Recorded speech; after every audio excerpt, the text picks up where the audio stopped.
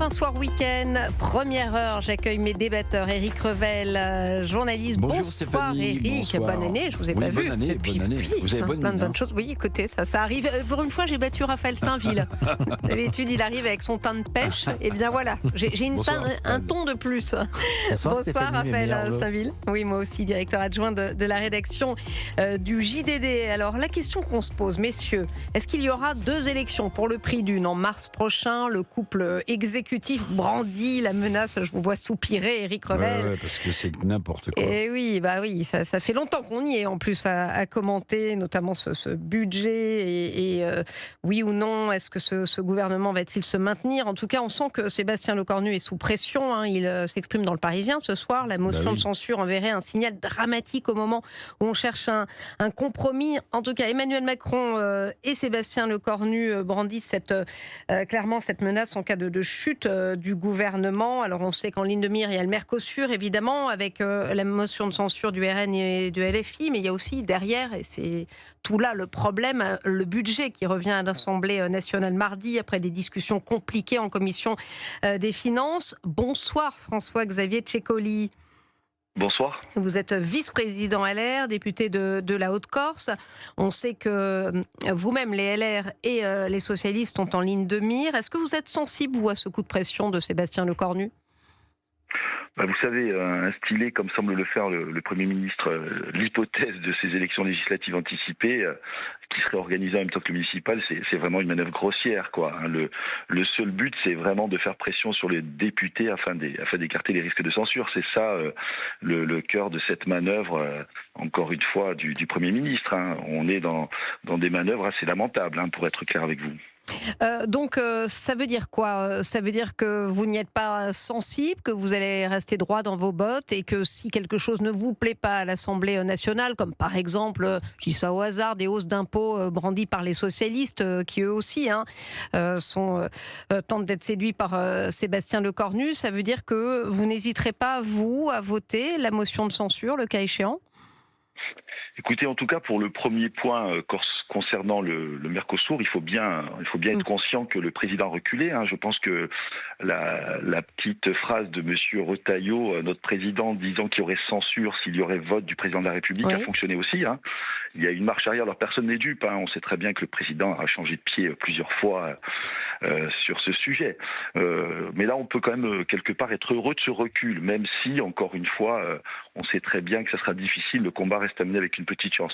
Par contre, vous l'avez dit, sur le budget, ça sera à mon avis encore beaucoup plus compliqué. Et bien évidemment, en tout cas je parle à mon nom, puisque nous aurons une réunion de groupe en présence de M. Retailleau, ce qui n'est pas anodin, mardi à l'Assemblée nationale.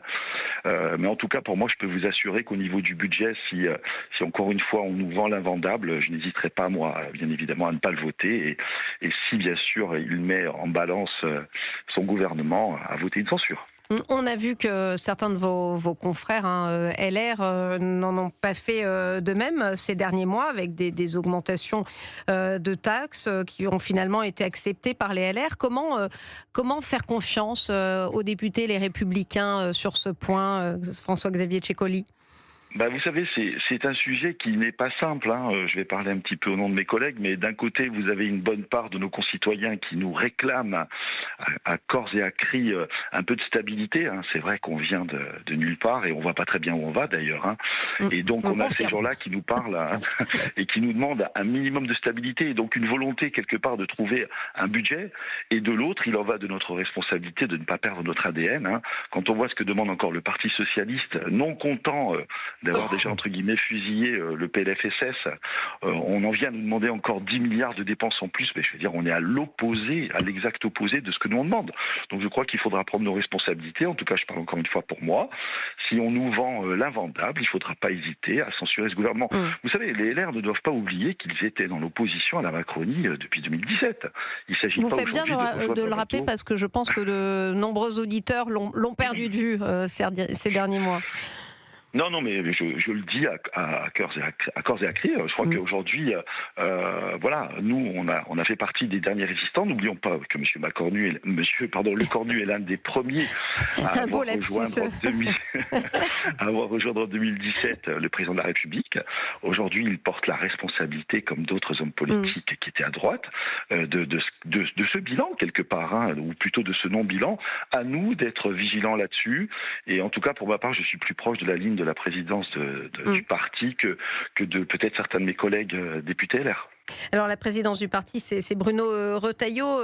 Vous l'avez évoqué tout à l'heure, le Mercosur, c'est aussi l'objet, ça fera l'objet d'une motion de censure du RN et de LFI la semaine prochaine. J'aimerais bien éclaircir quelques points avec vous, François-Xavier Ceccoli, parce que Bruno Retailleau avait dit qu'il ne brandirait pas cette motion de censure si Emmanuel Macron disait non au traité. Effectivement, il a voté, donc vous l'avez rappelé, ça remplit vos exigences. Mais ce matin, chez Elliott Deval, Jonas Haddad a affirmé qu'il fallait que la France saisisse la Cour de justice européenne, sinon ce serait la motion de censure. Alors on a du mal à comprendre.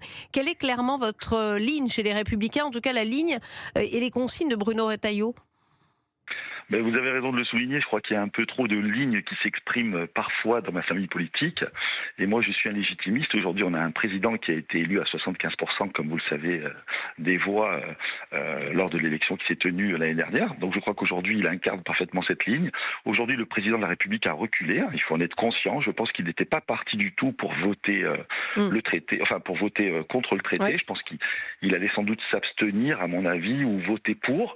Donc c'est déjà quelque part un changement de sa part. On voit que quand finalement on monte le ton, on peut obtenir des choses.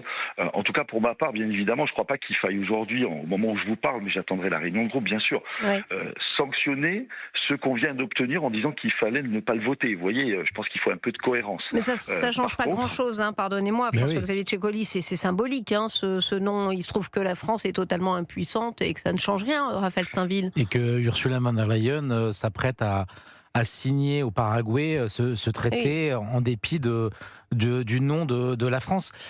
Est-ce que, justement, puisque vous n'êtes pas dupe du sens et des manœuvres d'Emmanuel Macron qui, en accédant finalement à votre souhait, celle des agriculteurs, de ne pas signer, en tout cas de ne pas accepter ce Mercosur en l'état, puisque vous n'êtes pas dupe, est-ce qu'il ne faudrait pas aller au bout de la logique et finalement peut-être accéder, voter les motions de censure du Rassemblement national et de LFI si vous étiez absolument cohérent avec cette ligne qui est de s'opposer au Mercosur? Si vous voulez, je comprends votre propos, mais quelque part, nous avons demandé à ce que le président de la République ne vote pas le traité. Il a voté contre. Donc le censurer quelque part, alors qu'il vient de faire pour une fois ce que nous demandions. Mais pour quel effet, monsieur le député? Pour quel effet? Puisque ce traité va s'appliquer jusqu'à temps que les eurodéputés, à leur tour, votent. Exactement. Mais je crois que la véritable issue, elle se trouve peut-être là, bien sûr, avec une saisie également de la juridiction européenne. Si le Parlement européen, pardonnez-moi, monsieur le député, si le Parlement européen l'a saisie, et pas si le pays, pas si la France saisit cette cour. C'est une différence et une nuance importante. Tout à fait. Il faut 150 députés, à mon avis, mais on a bon espoir d'y arriver. Je vous rappellerai quand même aussi qu'il y a de quoi se poser beaucoup de questions sur la manière dont a été conduite cette affaire. Encore une fois, le saucissonnage du traité pour éviter qu'il ne soit pas validé dans chaque pays, mais qu'il passe de cette manière-là, à mon avis, là aussi, on est dans quelque chose qui ne respecte absolument pas ni la règle ni l'esprit des instances européennes. Donc je crois que ce combat, il faut continuer de le mener. Bien évidemment, mais comment monsieur le député Ceccoli, sur la hiérarchie des normes, par exemple, il faut se battre pour qu'enfin le droit national prévale sur le droit européen, parce que c'est peut-être tout là le point. Mais en tout cas, c'est une des solutions. Ce serait une révolution, mais à mon avis, en tout cas, je partage totalement ce point de vue. Vous savez, je suis moi-même agriculteur. Hein. Donc, je vais vous dire une chose. Aujourd'hui, on demande aux Français, aux agriculteurs français, de se battre avec des armes qu'ils ne possèdent plus. On a une superposition des normes bien au-delà de ce que demande l'Europe. On a une concurrence déloyale qui est ainsi créée. Vous voyez bien, il y avait cette évolution qui était dans la loi du plomb. On a eu droit à une campagne calomnieuse, diffamatoire. D'ailleurs, j'en ai parlé puisque je suis membre de la commission d'enquête sur l'audiovisuel, en demandant aussi à la présidente donc, de France Télévisions s'il était normal que des gens qui n'ont aucune compétence en matière environnementale ni en matière scientifique puissent s'exprimer d'une manière absolument, j'ai envie de vous dire, totalitaire sur ces sujets et emporter souvent l'adhésion des gens par méconnaissance. Vous voyez, donc là aussi, on est en train de tuer petit à petit notre agriculture. Et je vais vous dire une chose, je pense que ça va bien au-delà de cette affaire du traité avec l'Amérique du Sud. C'est tout le système aujourd'hui qui prévaut sur l'agriculture qui est en train d'amener l'agriculture française vers sa fin. Vous savez, c'est pas une manière de noircir le tableau. Merci, on voit bien chaque sûr. jour que ça sera de plus en plus compliqué. Oui, et vous cultivez quoi, François-Xavier Tchécoli? Quel est votre domaine? Ça ne va pas forcément vous surprendre si je vous dis les clémentines corses. Voilà.